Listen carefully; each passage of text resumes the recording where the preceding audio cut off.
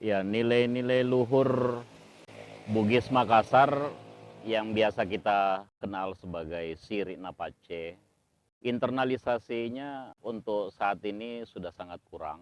Mungkin karena aspek keteladanan sudah tergerus, sehingga masyarakat kita juga sudah sulit untuk menginternalisasi konsep Siri Napace.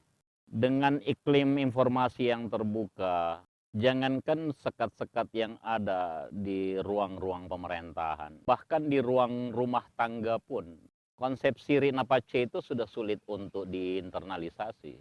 Jadi mungkin di sebahagian warga, konsep Siri Napace itu sudah dianggap barang pajangan di museum.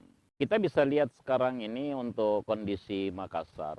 Silaturahim yang terjalin itu umumnya hanya berupa permukaan. Malah justru hubungan-hubungan yang tidak langsung face to face itu yang lebih langgeng. Ya, bersyukur kalau Makassar, untuk kondisi Makassar, ya silaturahim itu tinggi di kalangan warga dengan ribuan warung kopi yang ada, sehingga perbedaan-perbedaan antar person dengan person itu bisa terakumulasi di warung kopi, sehingga memunculkan ada kesetiakawanan atau pace.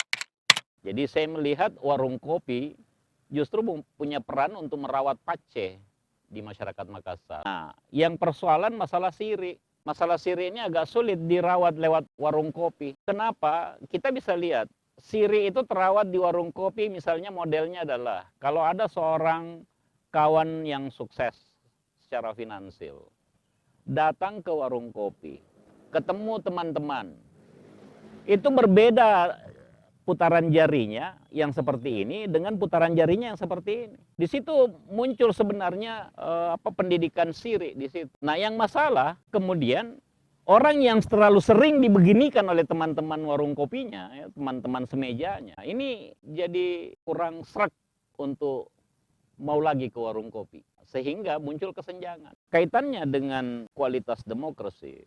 2004 kita memang canangkan, kita bikin gerakan warkop komunitas di Makassar akibat tingginya angka pengangguran sarjana di Makassar. Tujuan kita yaitu bagaimana menciptakan lokus-lokus egaliter di mana kita bisa belajar hidup berdemokrasi. Jadi saya lebih melihat peran warung kopi dalam demokratisasi di Makassar itu lebih tinggi perannya dibanding media massa ataupun lembaga pemilu sendiri, katakanlah KPUD. Warung kopi menjadi tempat untuk menggodok demokratisasi.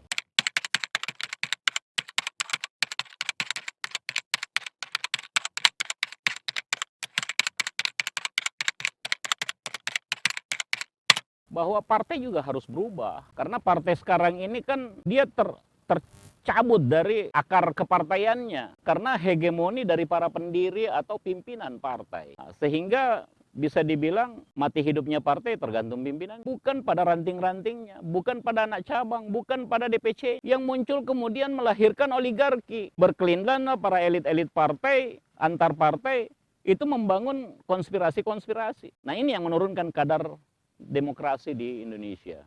Kita sempat tahun 2013 sempat mengalami masa keemasan naiknya indeks demokrasi kita yang tertinggi. Kemudian mulai menurun sampai 2018. Ini oleh survei dari independen. Beda kalau BPS. BPS itu masih melihat bahwa dari 2018 ke 2019 ada naik 2,2% sekian, ya, dari 72 menjadi 73, 74. Tetapi kalau dari lembaga survei yang independen, indeks demokrasi kita itu justru turun 8 tahun terakhir ini. Nah, terutama kalau sekarang untuk 2019-2020 ya Undang-Undang ITE. Kemudian juga dengan munculnya pembahasan yang terbaru di DPR RI ini yang dianggap kurang terbuka. Kembali ke konsep Siri Napace. Saya tidak melihat ada warna Siri Napace dalam kontestasi politik di Makassar dalam 10 tahun terakhir. Jadi saya berbicara di 10 tahun terakhir ini. Terkait dengan itu, saya lebih melihat adem-ademnya justru Makassar itu pada saat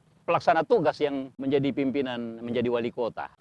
Agak reda Makassar dari hiruk pikuk polarisasi antara kota kosong dengan yang lalu itu kan, yang kemudian ternyata kota kosong yang menang. Di sini juga kelihatan bahwa betul bahwa partai harus berubah karena fenomena munculnya satu calon yang lalu di Makassar. Ada dua hal yang paling penting di situ. Yang pertama modal dan yang kedua adalah kekuasaan. Jadi penggunaan kekuasaan, akses pusat, ya, akses ibu kota itu sangat kuat masuk ke kota Makassar, sehingga hanya satu calon yang meraup semua partai yang ada. Ini sangat memperburuk kondisi demokrasi di Makassar. Bisa mengatakan bahwa ya syukur kota kosong menang. Bagaimana seandainya kota kosong kalah?